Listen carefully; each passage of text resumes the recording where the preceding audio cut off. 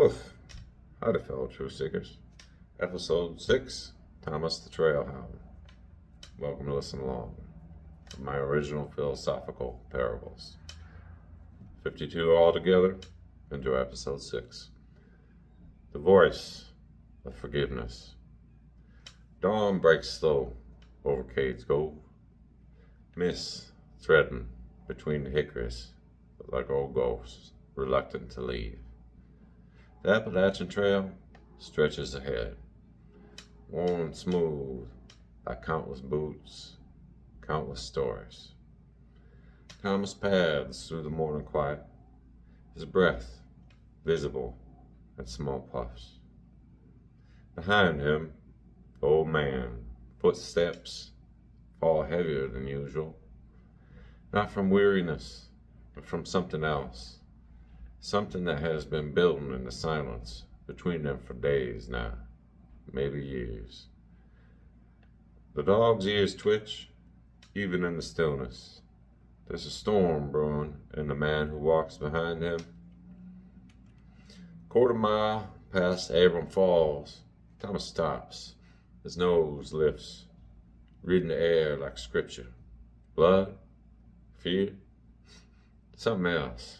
Something familiar that makes his hackles stir. The old man sees him first, a figure slumped against the white oak. One leg twisted, wrong, face gray with pain and exhaustion. Just another hiker in trouble, maybe? The kind they've helped before, without question. But the old man doesn't move.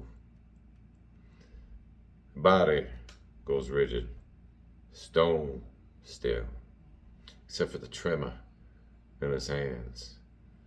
23 years collapse into nothing. The face is older, weathered, but the eyes, those eyes that look back at him through that courtroom, empty of remorse, those haven't changed. Thomas growls low, not at the wounded man, but the sudden violence radiating from his companion. The silence that has been the old man's companion for decades begins to crack. The knife appears in the old man's hand without conscious thought. How many nights had he imagined this moment? How many miles had he walked, carrying this shadow wolf of vengeance, feeding it with his silence, letting it grow fat on his grief? The wounded man looks up. Recognition flickers across his features. He tries to speak, but only manages a whisper. I know you. The old man's silence quivers like a bowstring. When the words finally come, they're rusty, unused things that scrape his throat raw. You killed her.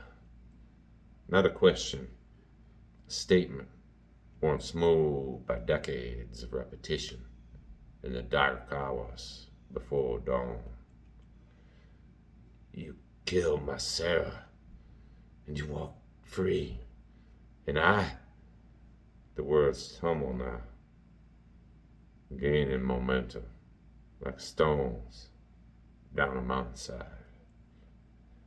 I kept my silence, not out of peace, but out of hate. Every step I took was chained to what you took from me. Thomas whimpers, sensing the enormity of what's breaking open. I came to these mountains to find quiet, but I brought the storm with me. Fed it every day with my silence. Let it eat everything good that was left.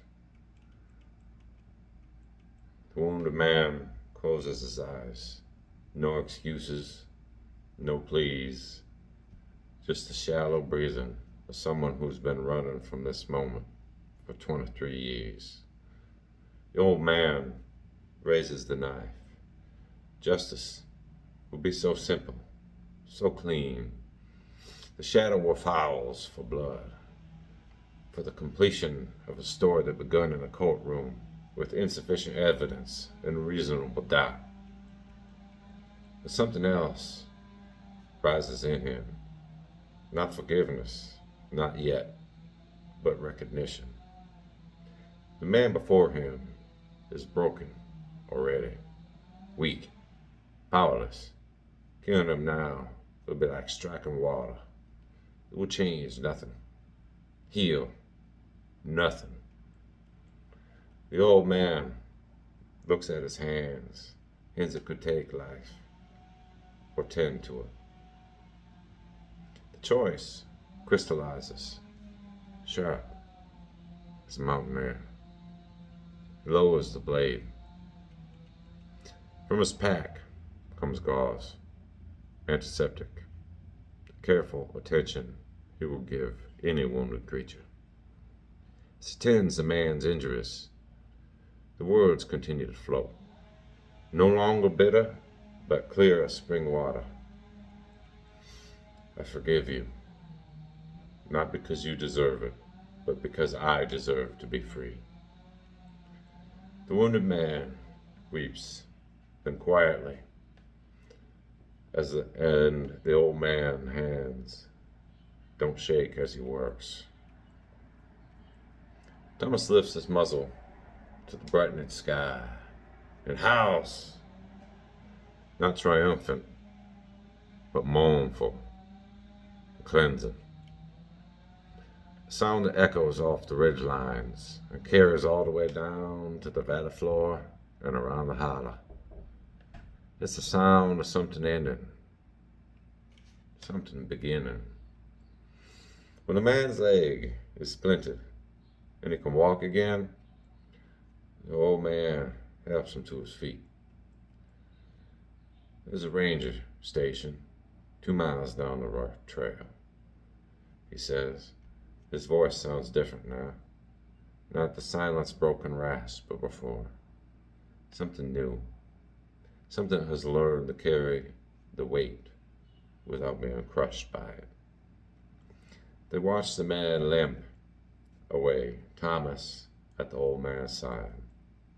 The trail ahead is no less steep, but when they shoulder their packs and continue north, the steps fall lighter on the ancient path. Diogenes' reflection.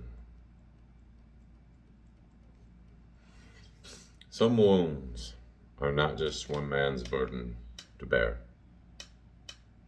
The nation too can lose its voice in the storm of vengeance, can learn to speak only the language of retribution. And when even one soul dares to break the cycle, when silence becomes song instead of scream, something shifts in the great conversation that binds us all. The question echoing in these hills tonight is not whether the world deserves forgiveness. The question is whether we can carry our voices, our true voices, without it. If you made it this far, thank you for listening to my philosophical parables, my anti-content. My goal is to try to bring something unplugged and original into this world in the spoken word tradition of my ancestors and yours. I'm Ojibwe and Irish, so our storytelling goes way back. Spoken word, without all the fluff, is important in this world. There's something to say to be grounded in just hearing one man's truth, rather than what anybody wants you to hear. I'm just the lamp bearer. Anyways, thank you. A like, share, subscribe is not an endorsement. Our humanity is far more together than we are apart. And it doesn't cost you any money. So if you want to support the American philosopher, the great modern American cynic, Diogenes the dog, thank you. And become a lamp bearer. and learn from the dog and hear the man. Diogenes of America out. See you next week.